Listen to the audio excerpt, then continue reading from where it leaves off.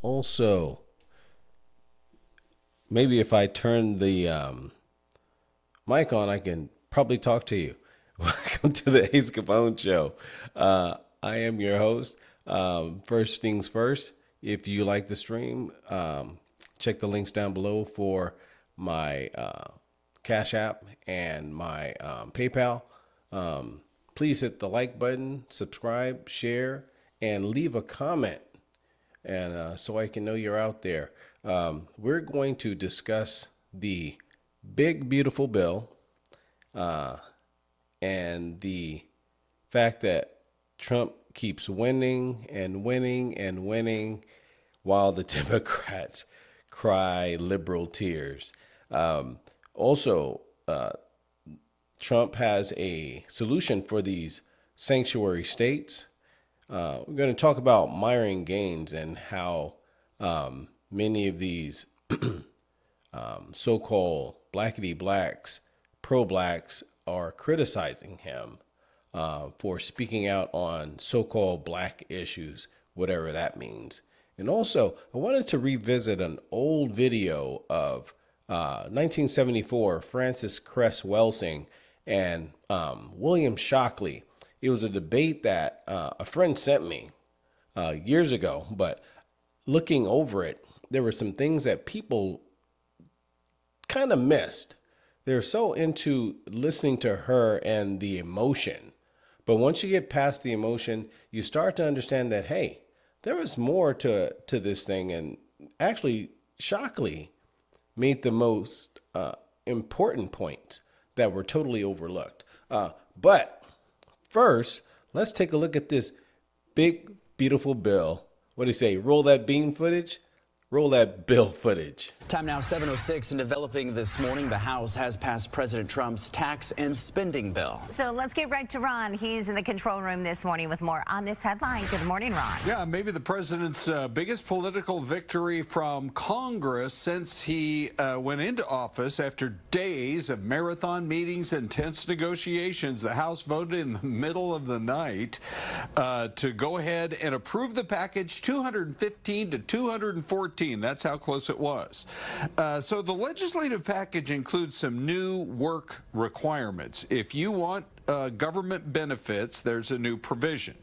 Adults, healthy adults with no children, will now have to work at least 20 hours a week to qualify for government health care, Medicaid, or for food stamps. And they think that might prompt some people to drop out of the programs rather than comply with the 20-hour work week. It would also make the 2017 tax cuts permanent. GOP made another change that raises the amount that people living in high-tax states like New York can deduct from their federal taxes.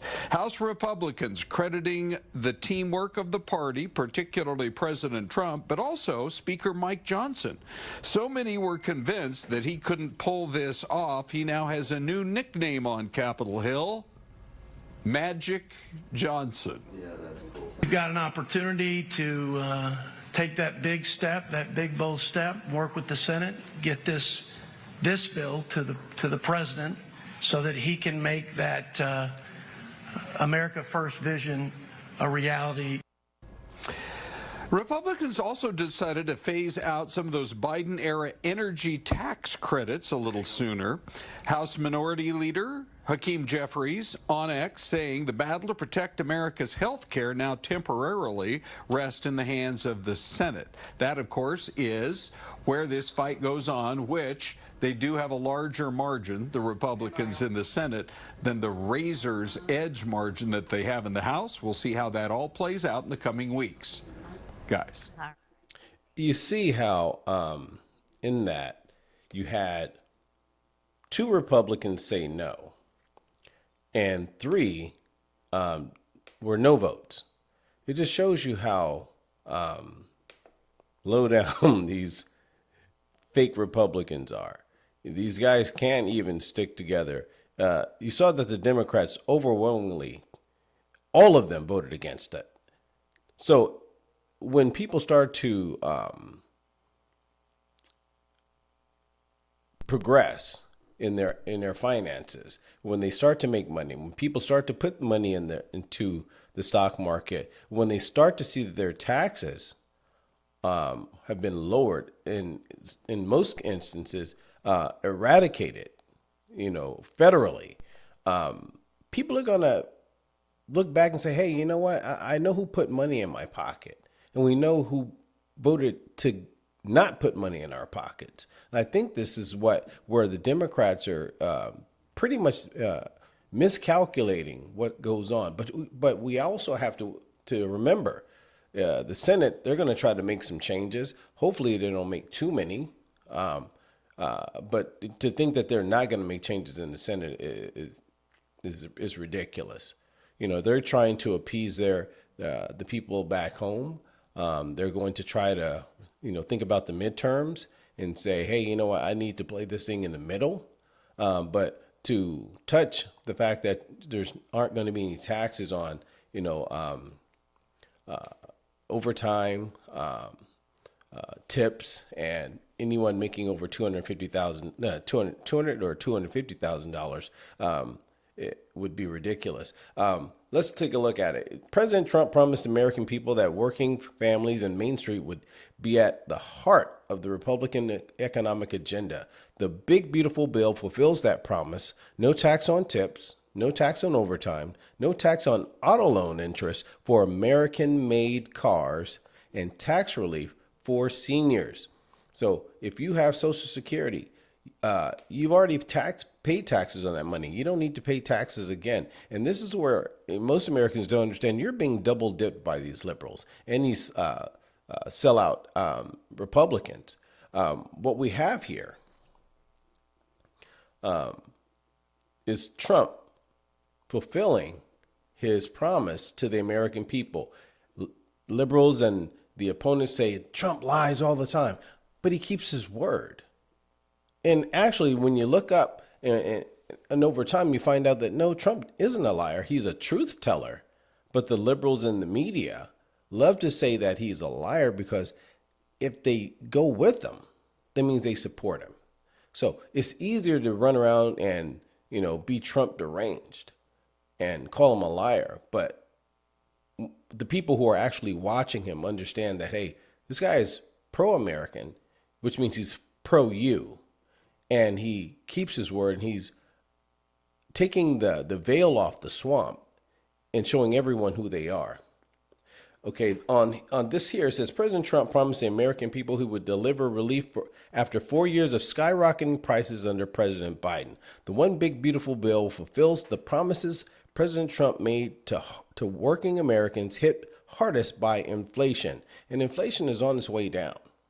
Service employees, blue-collar workers, and seniors, the Make It in America expensing provision and no tax on auto loan interest will fuel an American manufacturing boom to create good-paying jobs here at home. These pro-growth, pro-worker tax policies, coupled with permanence of the 2017 Trump tax cuts, will raise wages, boost small businesses and manufacturing growth, and increase investment in the American economy. And for an example, they put a single mother working as a waitress would save $3,410 with no tax on tips and no tax on overtime, in addition to the larger standard deduction, an additional $500 added to the child tax credit and car loan interest deduction. There's a lot of good things in this bill. People are fighting against it. They are here fear-mongering, and if you don't want to talk about these tax cuts, they want to talk about Medicare. And with Medicare, they're trying to kick people off who are illegal. They're trying to make sure that if you are on assistance, you have to work. We're trying to move Americans back to greatness and not sitting around being paid to sit home and feed off of the American taxpayers. And this is what the Democrats and Joe Biden were doing. They want people to be dependent upon government. And if you're dependent upon government, you do as the government says. When you are independent, you do as a free American does, and you live on your own merit and your own hard work. They don't want people to live on their own hard work. They rather give you the fish than to show you how to fish, because you start to become more creative when you learn how to fish. And you can learn how to gather more fish when you're doing it on your own. So we'll see what happens once this thing gets to the Senate. Once it's done and all the smoke clears, we'll see if we have a big, beautiful bill at the end.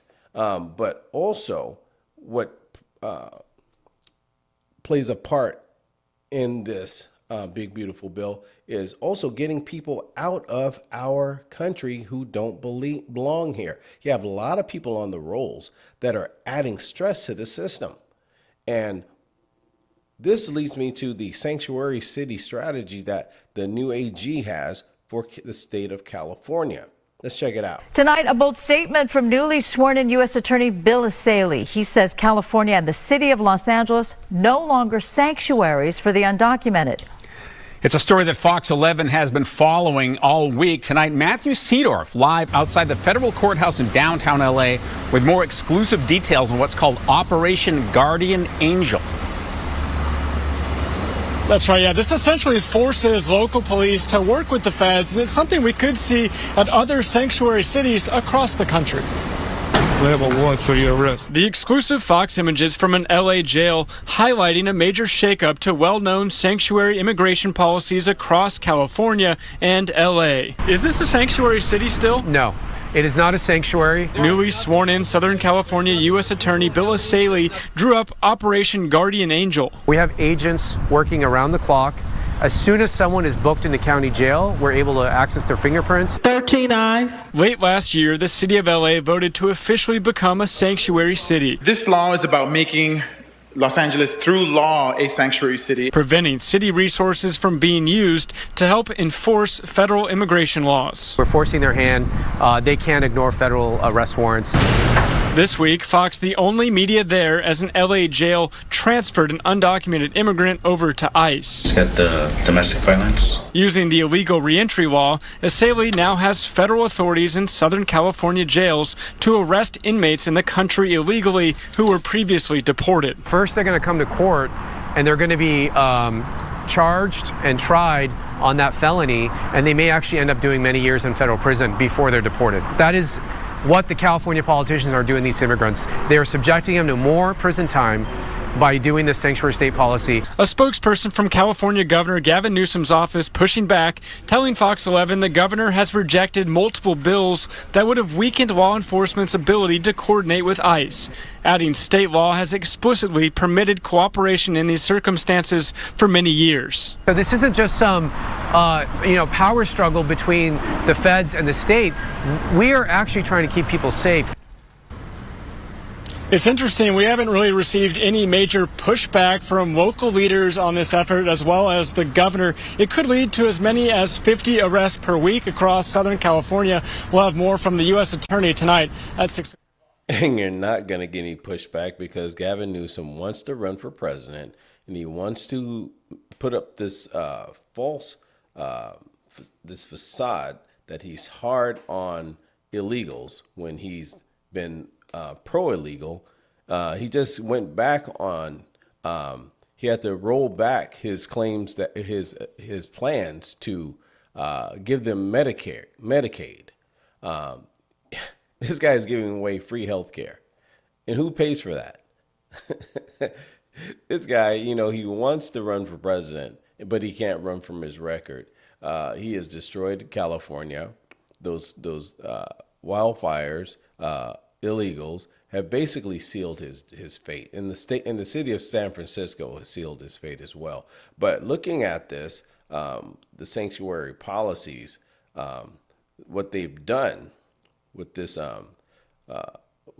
strategy is that instead of begging these sanctuary cities to inform ICE of these illegals, these criminal illegals, let's be clear. Anyone that comes to this country without going through the proper channels is an illegal, and you're breaking the law.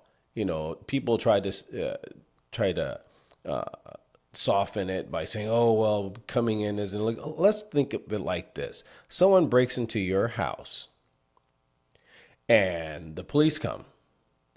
And the police say, well, they're really not doing anything. They're just sitting on your couch watching television. They're not bothering you.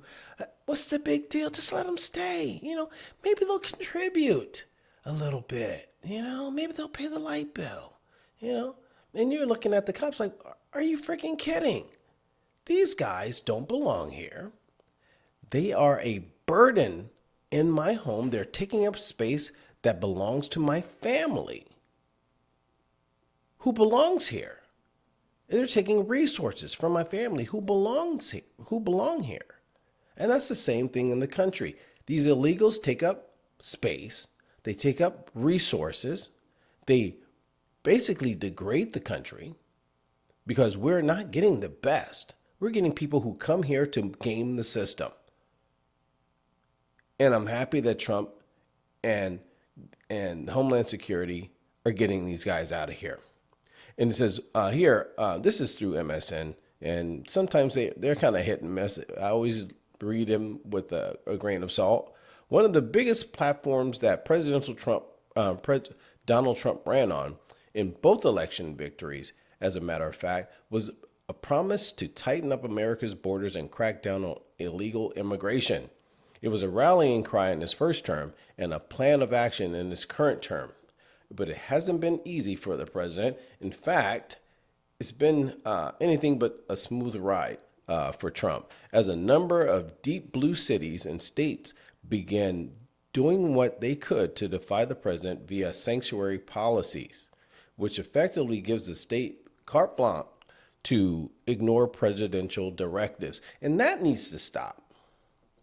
If you have people out here willingly and knowingly going against policies that of the president, and also violating the Constitution, because the Constitution says that aliens cannot be in this country.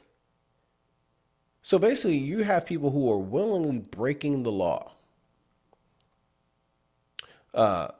This Sisyphean task honestly feels like lopping off the head of a hydra, only to see that another 3 or 4 sanctuary cities pop up. It's been a struggle, to say the least. Not to say that Trump hasn't been effective in cracking down on illegal immigration. He's just facing tons of oppositions to it. Now, however, one attorney in deep blue state may have found an ingenious loophole to largely circumvent the sanctuary policies that have plagued this administration's effort to clean up immigration. And what they are doing, they are incorporating a task force comprised of a number of former law enforcement officials from ICE, HSI, DEA, FBI, ATF, and Border Patrol. And the purpose of this task force is to begin scanning a criminal database every single day to identify arrested illegal aliens in local jurisdictions that DOJ can charge with felony illegal reentry. And that is ingenious. If these guys are here and they've come back into this country, it is a felony, and they put a warrant out. And these knuckleheads in these sanctuary cities that pretty much promote criminal behavior, they can't ignore that warrant. And basically, he wants to overwhelm the sanctuary policy pushers with this move. We're going to flood the system with warrants for criminal illegal immigrants that are in county jails. They can ignore a detainer, but they can't ignore a criminal arrest warrant. As soon as an illegal immigrant is booked into a county jail, we are reviewing the files. You got to be smarter than the idiots, is what I say. And these guys are idiots. They don't care about the safety of Americans. They talk a good game. They use these crazy words and they make it sound good. But the simple fact of the matter is people are dying. Our money is being sent and given to people who don't belong in this country, who haven't paid into the system. I know they swear that illegals pay all these taxes. No, they don't. They're gaming the system. How are they paying taxes? Many of them are working in retail. making under $40,000. So they're taking from the system. They're not contributing to the system.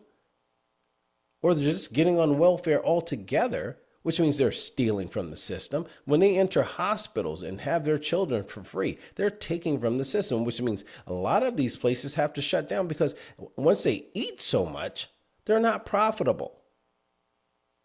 So they can tell you all they want to justify their illegal behavior. But these politicians are hurting the people and they're hurting our country with their behavior. But we'll see how that works. Maybe it'll trickle over into places like New York, Chicago, where you have people who are upset that illegals are taking funds and also flooding their schools, which hurt the school systems, because you have to have people to speak Spanish to these people, and also others, Chinese, Spanish. You have people coming from Haiti who speak French. Yes, French. No one really wants to say, hey, you know what? All these people kind of hurt our system. We can't have a country with people who don't speak English require more assistance. It takes funding from the people who belong here, because you're siphoning off money and say, oh, we have to teach these people who don't belong here how to understand our curriculum. So the kids who are here legally and speak the language have fewer resources to learn with. So this whole concept of that immigration is harmless is a lie. It's very harmful and it's very hurtful, because not only do these people get pushed through the system, they get out of the system and they become a bigger burden, either by committing crime, living on the system, having tons of children that they benefit from by getting these tax credits. And you just basically have, people just leeching. So instead of having people come over here illegally, our system should be based on merit, where we have people who can contribute to the country. We need more engineers. We need more doctors. We should grow them here in America.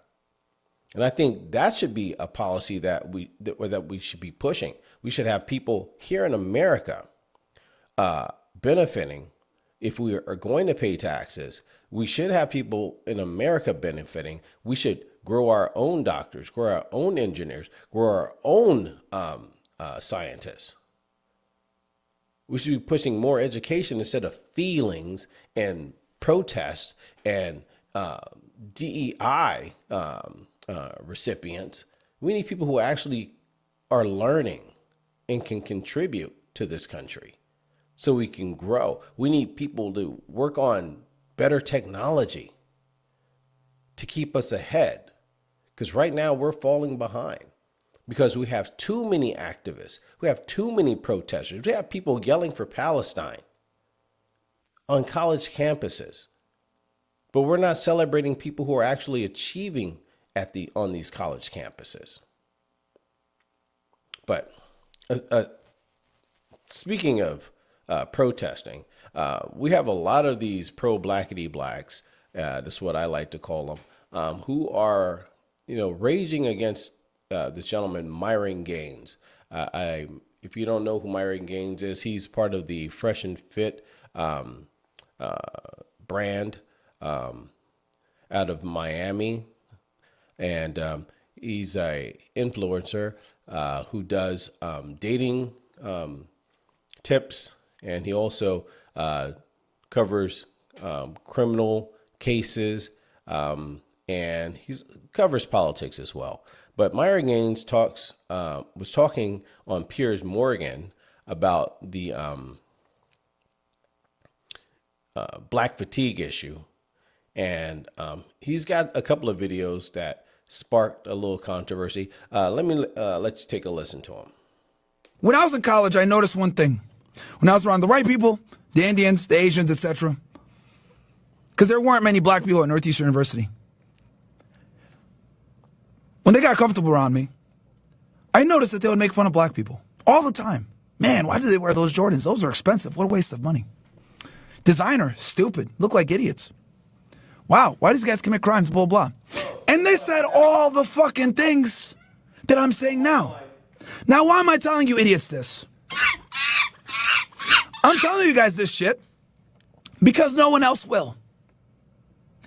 What I tell you guys on stream is what everyone says behind closed doors. This is what all the other races think. Whether they're Puerto Ricans, Mexicans, South Americans, Africans even, whites, Asians, Indians, Arabs, everyone, Europeans, they all say this shit about black Americans behind closed doors. I'm the only one that says it out loud though. And I say it openly and I say it to you motherfuckers in your faces sometimes. So I'm here to say this.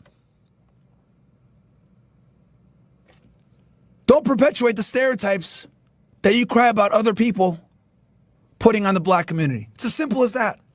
Use proper English. Don't be a criminal. Don't be on welfare. Work hard. Don't ask for handouts. Don't be a racist. No lies were told in that at all. And Bill Cosby came out years ago and told people to pull up their pants and speak English. And you had, it's crazy to me that people defend degenerate behavior and think that that's fine. You have adults defending degenerate behavior and they think it's fine. You cannot criticize degenerate black behavior without being blasted or canceled. People attacked Bill Cosby for telling people to pull up their pants. And he said, learn the language, speak English, stop speaking slang, cut your hair. And they were offended by that. How dare you stop me from being a stereotype? How dare you tell me to become a productive citizen?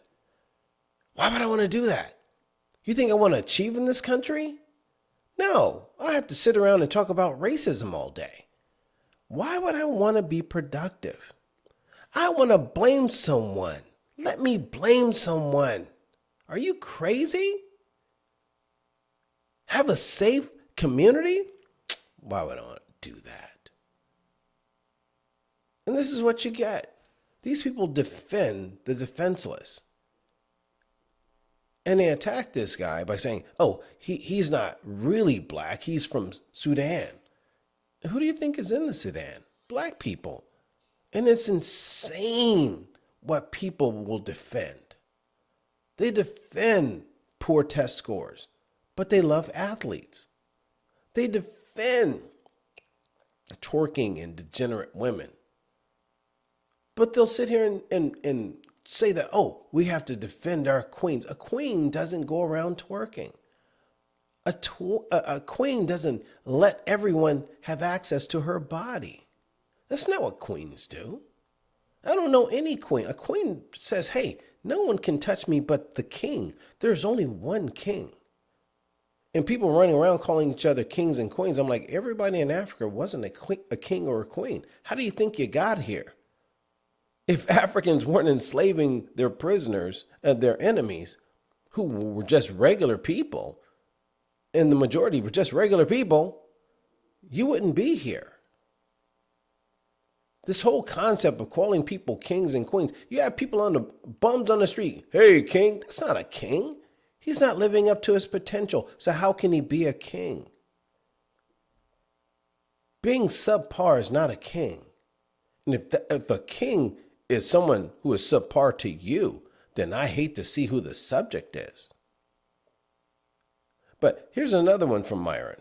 When it comes to criticisms of me, people say I have a lot of white supremacist talking points. The thing is, they don't really care about what I'm saying. They dislike that it's me saying it. So instead of attacking my argument, like where I say black culture has some serious problems. They promote degeneracy, using drugs, being in gangs, killing each other, having kids out of wedlock, all this they look at me, and instead of saying, you know what, Myron, you're right about this, you know what they say? You're a Southern. You can't tell me about my community. And this is why no one wants to talk to the black community. You can't tell the truth. You will be condemned if you tell people the truth. And this is a fact. You have agents of chaos who are allowed to be on television, in the media. And trust me, you listen to CNN, MSNBC, any of these ABC, NBC, CBS, they do not promote black success. They love to promote black degeneracy. That is why they're there. This is why I say Democrats, liberals, they hate black people. They love the stereotypes. They love to be able to come through your community pointing their fingers at, look at the monkeys. This is what we created. Look at them. They're pathetic. They can't do anything on their own. This is why athletes are promoted. This is why, single mothers are promoted. This is why people who are singers are promoted. They are the people who can achieve in this country. Are they telling you to go out and to become, accountants, doctors, or lawyers? No, of course not. They don't want you to do that because now you'll have money. And if you have money, you don't need them. This is how you become independent. When you get into fields that everyone needs, then you start controlling your own destiny. They don't want you to control your destiny. And you can say that people are plotting. There may be people who have no intentions of seeing black people get on track. But that is not to say that black people can't figure it out on their own. When you have these agents of chaos out here perpetuating the ignorance, like the athletes about NIL, saying, oh yeah, going to high school and going to college to play sports is more important than getting an education. They don't care about the scholarship. They want they want these kids to make more money. Well, the kid isn't going to school for the education then. And you have these people out here getting these worthless degrees once they are athletes. So you go to school, you get an opportunity to go there, but then you waste time getting a worthless degree. So once you stop playing and you've used all your physical ability, you didn't use your mental ability. So now you come out of a prestigious college that you wouldn't have gotten in on your own merit. You got in there because of athleticism. You're not taking advantage of your opportunities. You're squandering them. And this is why many people who are foreigners, especially from Africa, look at blacks in America and say, man, you guys are a waste of time. You squander your opportunities. You're not doing anything worthwhile. You don't see Africans coming to America solely to play sports. No, they come here to be engineers, they're doctors, and they're lawyers. They have different values. They see America as the place to be. This is why they come from Africa. They're leaving Africa. They're like, there's nothing here in Africa. I've spoken to many people from Nigeria and Cameroon, and they said, no, America is where you're going to make money. It's so corrupt in Africa, they don't want to be there. And you have people here talking about, oh, I want to leave America. It's so racist. You go to those other places. You will see that there's nothing there. But we have too many people coddling and lying to black people. And a friend sent me this debate between Francis Cress Welsing and William Shockley. And I listened to it and I said, you know what? He missed this part that was very important to why we're where we are here in America. Listen to this. That if there were not a basic difference in intellectual capacity in the past, there probably will be a basic difference between black and white intellectual capacity in the future, simply because of the reproduction patterns. And these are Census Bureau data, and this is the most threatening aspect. And what it indicates is that for the black women of the lowest intellectual social class, which are rural farm women, generally the education is least, the average number of children is 5.4. For women with college degrees, it's 1.9. And so this is definitely unfavorable. It is reproducing far more at the bottom end and not enough to keep even at the top end. Mainly he's saying that there are going to be more poor blacks than college educated blacks. So college-educated blacks are having children at a lower rate, which means you're going to be consumed with uneducated blacks who are just basically going to live on the system. They're going to be good candidates to be victims. And they're not going to gravitate over to the college-educated side because they're not going to be taught by their parents to value that education. Dr. Shockley, can for you whites, let me explain? just finish this. For whites, the numbers are also in this direction, but nowhere nearly as severe.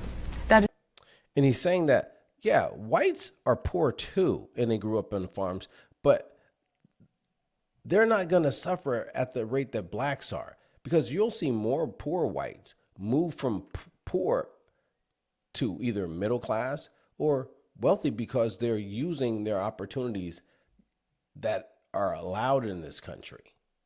And those opportunities are allowed to everyone. You don't hear whites going, oh my God, I can't do it because I'm so white. No, they say, hey, you know what? I'm going to take advantage of these opportunities. If I'm on welfare, I'm going to use what's given to me to go to a 2-year college to get a degree, which is going to catapult me into a 4-year degree so I can make more money.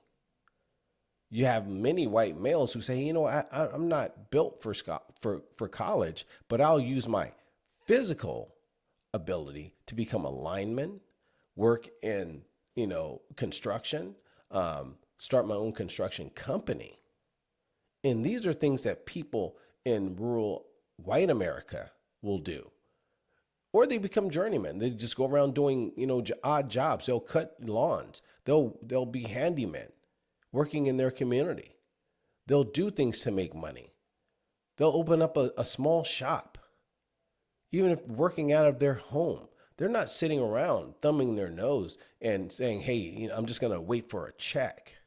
You have many black men who hang out on corners in their communities, committing violent crime and making their own communities unsafe, but then they blame the white man when the white man doesn't live in their community.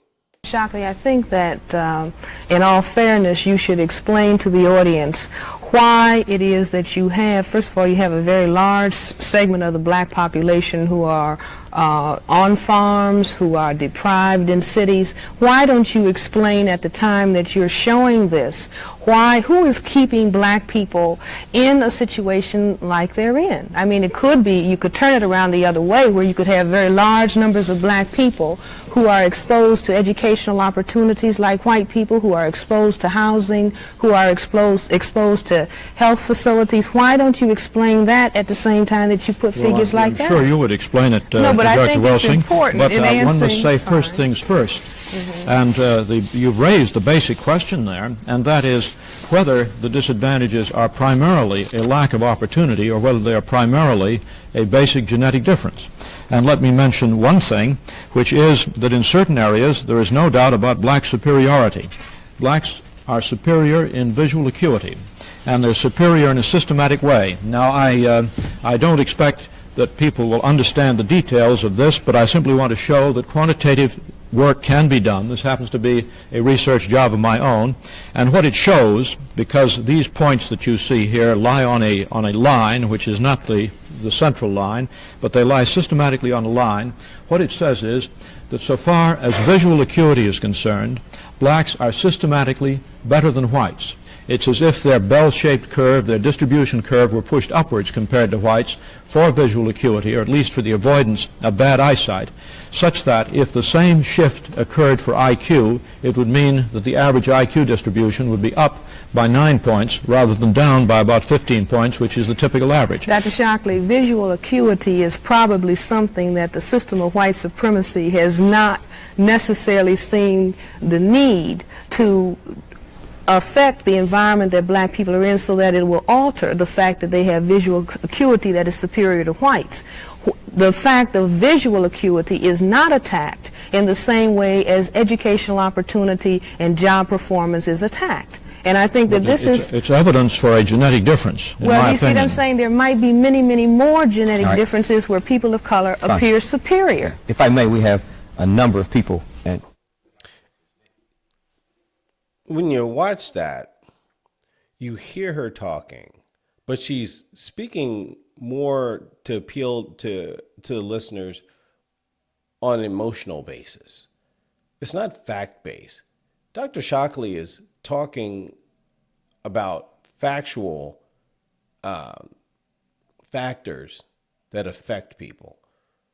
She wants to, well, what about, you can explain that, but you're missing the point. You're missing the point that there are white poor people and there are black poor people. There's no ghosts, or there's no entity that's going around, hey, white people, let me give you the secrets on how to get over this poverty. There are no people saying, hey, black people, let me help you get out of poverty. It's in the person. And as Dr. Shockley was saying, it could be genetic. He's saying, wait, maybe you're just inferior. You're just lazy. Maybe poverty appeals to black people is what he's saying. As opposed to, yeah, there are some lazy white people, but a preponderance of white people want to get out of that poverty and take advantage of the opportunities. They're not making excuses. They're not blaming this so-called specter of racism. But just as Francis Cress Welsing was talking about white supremacy and racism, yeah, those words sound nice, but there's no fact behind it. The whataboutisms comes from women, and it's terrible to hear a man talk about whataboutisms. I hate hearing men talk about racism and white supremacy. If a man is saying white supremacy, he is a woman. He is talking with the spirit of a woman. If a man is talking about racism, he is talking with the spirit of a woman, because women live in fear. Men conquer. And if you're a man and you're not saying, hey, life isn't fair, I need to go out here and get it. You hear these fake rappers running around, I got it out of the mud. No, you didn't. You're not even a real hood. You're just out here playing. Why are you over here begging people in a music studio to listen to your garbage? If you're getting it out of the mud, you're all saying the same junk. If you're getting out of the mud, trust me, you'll be out there grinding with a real career. You wouldn't be out there. Who's that guy? Wiz Khalifa said he spends $10,000 a month on marijuana. You're a loser. What the hell are you doing? $10,000 a month on marijuana? And some idiot is going to sit here and go, yeah, I love it. And there goes the degenerate behavior. You're not making it. You're faking it. These guys are losing every single day because you got somebody to sell that weed to him, and they're making money. They're making $10,000 a month off that idiot. And they're just counting the cash because he's giving it away. And this is what people in the black community celebrate. They celebrate flashiness, but there's all flash and no substance. When you drive through the community, you will see that there's no substance. There's nothing there. It's really, really sad that people will fight you if you tell the truth and give them the actual blueprint, which is not much of a blueprint at all. Stop being lazy. Get out there, get a job, go to school, improve your station, get into fields that people want, that are in demand, that are going to pay you. Find out what pays. Take the time to go to school, dedicate yourself, get away from idiots, don't commit crime, and become successful. And if 70% of black people would do that, then the 30% wouldn't even matter.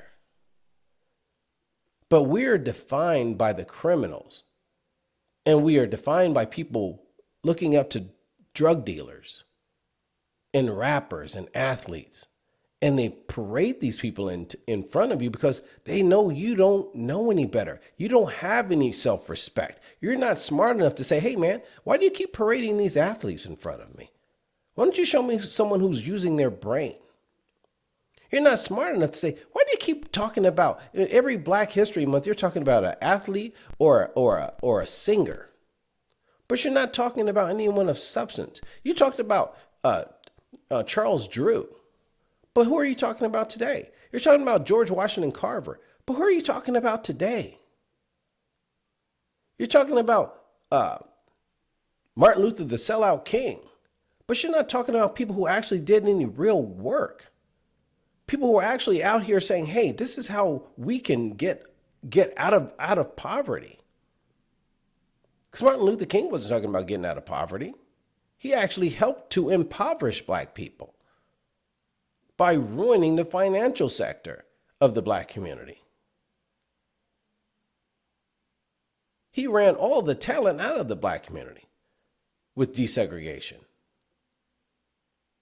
You don't have anyone today saying, hey, let us focus on, hey, this is how you get into a med school. This is what you do to prep yourself for it. This is how you get into engineering. This is how you get into entrepreneurship. You know, this is how we get into real estate. This is how you build a community.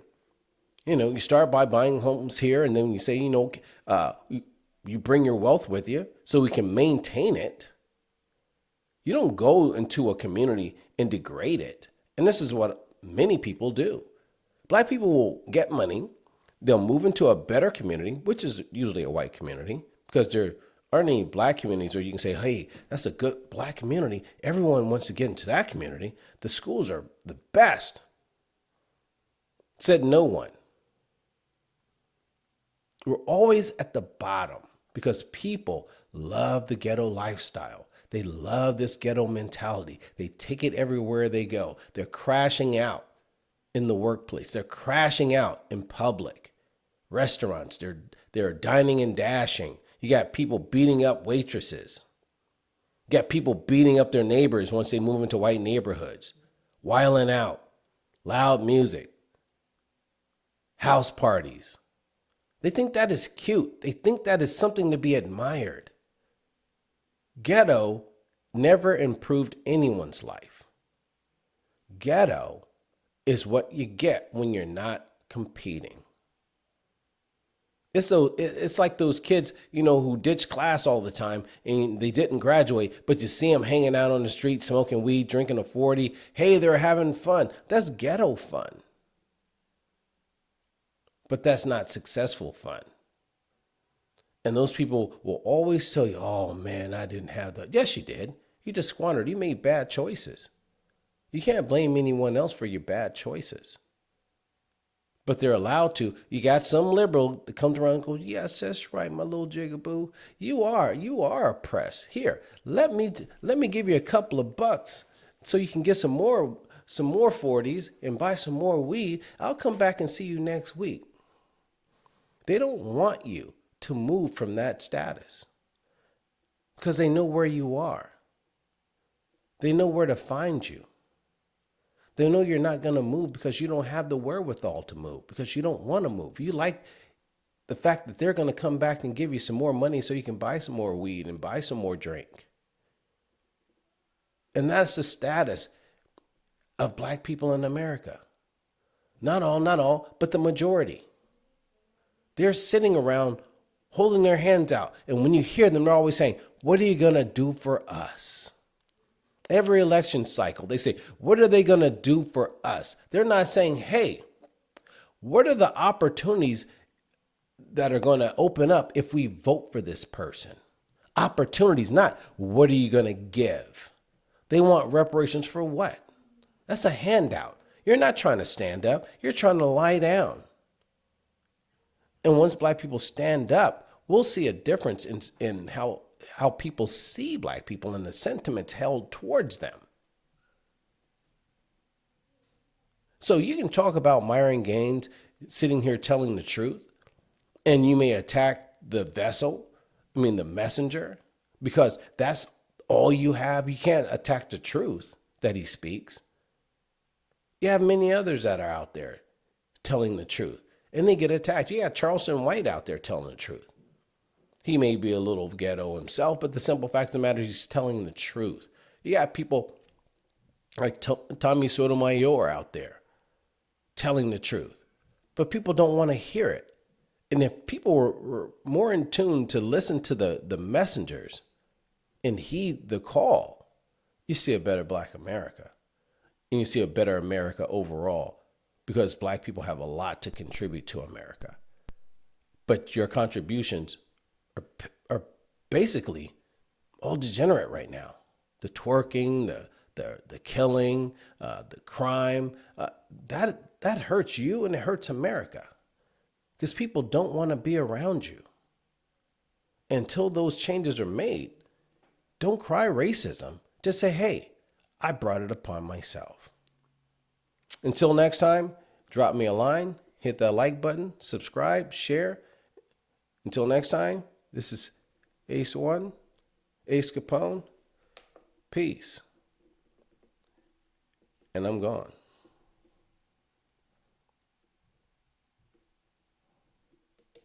You know, I say I'm gone, but my computer doesn't want to let me go.